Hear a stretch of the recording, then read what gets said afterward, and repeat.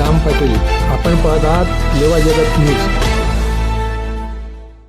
15 October ते 15 November, 15 November ते 15 डिसेंबर आणि 15 डिसेंबर ते 15 जानेवारी 4 महिन्याहून वर दिवस झालेले आहेत. 4 महिने झाले अजून शेतकऱ्याचे एकच असं मंडळ आहे. हे एकच मंडळाला असं काय झालं की तुम्ही 9 मंडळांचे पैसे 8 मंडळांचे पैसे टाकले नाही, एका मंडळाचे पैसे टाकू शकले नाही.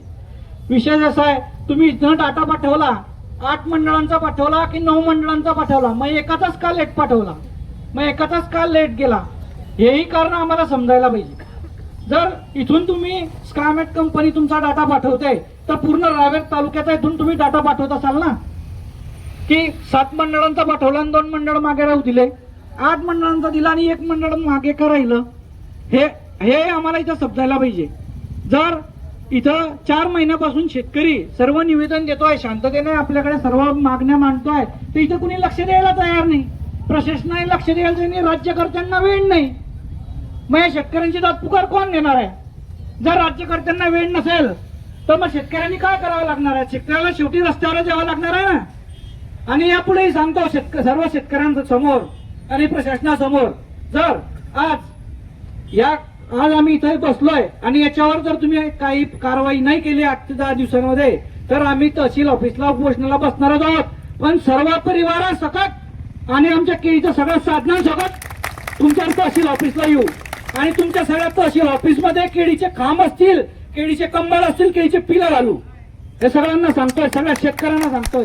आपल्याला आपण 10 दिवस झाले, 4 महिने झाले वाट बघतोय. शेतकऱ्यांचं पुढचं नियोजन असतं. 8 मंडळाचे पैसे पडले आणि एका मंडळाचे पैसे पडत नाहीये. आज 1622 शेतकरी वंचित आहे यापासून. आज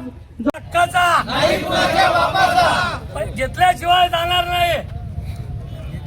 सन 2024 फळ पीक विमा आपल्या रावेर तालुक्यामध्ये 9 मंडळ आहेत, 9 सर्कल. 9 सर्कल पैकी 8 सर्कल 8 मंडळांचे पैसे जवळजवळ 3 ते 4 महिने झाले पडून आहे. सगळ्यांच्या शेतकऱ्यांच्या, बाकीच्या शेतकऱ्यांच्या खात्यात पैसे पडले. फक्त सावदा मंडळ असं एक मंडळ आहे की त्या मंडळाला आज 4 महिने झाले. शासनाचा नियम आहे की 31 जुलैपर्यंत थंडी आणि उन्हाचे पैसे विम्याचे हे 31 जुलैपर्यंत पीक विम्याची मुदत संपत असते. म्हणजे शेतकऱ्यांना संभ्रमात टाकण्याचं काम या अधिकाऱ्यांच्या माध्यमातून होते. पीक विमा कंपनीचा अधिकाऱ्यांचं काही सांगणं वेगळं आहे, त्यानंतर आपण महसूलच्या अधिकाऱ्यांकडे गेले, त्यांचं सांगणं वेगळं आहे, कृषी अधिकाऱ्यांकडे गेले, त्यांचं सांगायचं काम वेगळं आहे. म्हणजे वेगवेगळ्या प्रकारचे कारण या ठिकाणी देत आहे आणि शेतकऱ्यांना या ठिकाणी वेठीस धरत आहे. तर या ठिकाणी शेतकऱ्यांनी आमच्या सावदा मंडळातील शेतकऱ्यांना होणारा अन्याय, हा अन्याय या पीक विमा जोपर्यंत मिळत नाही तोपर्यंत हा दूर होणार नाही. आणि ह्या पीक विम्याची रक्कम आमच्या सर्व शेतकऱ्यांच्या हक्काची आहे. ही आम्ही काही कोणाकडून जबरदस्ती मागत नाही आहे. ही आमच्या हक्काची रक्कम आहे. ही आम्हाला जोपर्यंत मिळत नाही तोपर्यंत आम्ही रस्ता रोको या ठिकाणी थांबवणार नाही. धन्यवाद. केळीसाठी प्रसिद्ध असलेल्या सावदा शहरात आली आहे एक खास संधी. राधाकृष्ण संकुल, रावेर महामार्गालगत, LIC बिल्डिंग शेजारी, महेंद्र स्वामींच्या समोर. इथे मिळतात व्यवसायासाठी प्रशस्त दुकाने, आधुनिक 1 BHK फ्लॅट्स, लॉजिंगची सोय आणि टेरेसवर जिमसाठी खास हॉल. संपूर्ण लिफ्ट आणि पार्किंगची सोय असलेली ही जागा आता योग्य त्या भाड्याने उपलब्ध आहे. राधाकृष्ण संकुल, रावेर महामार्गालगत, LIC बिल्डिंग शेजारी, महेंद्र स्वामींच्या समोर, सावदा, तालुका रावेर, जिल्हा जळगाव. संपर्क करा विलास पाटील 7558881156 किंवा सागर पाटील 8398391178.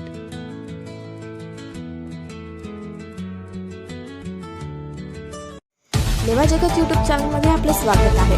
आपल्या परिसरातील ताज्या घडामोडी बघण्याकरता आमचे चॅनल सबस्क्राईब करा आणि आपल्या मोबाईलवर बघा ताज्या बातम्या व कमेंट करून प्रतिक्रिया जरूर कळवा. बघत रहा लेवा जगत. धन्यवाद.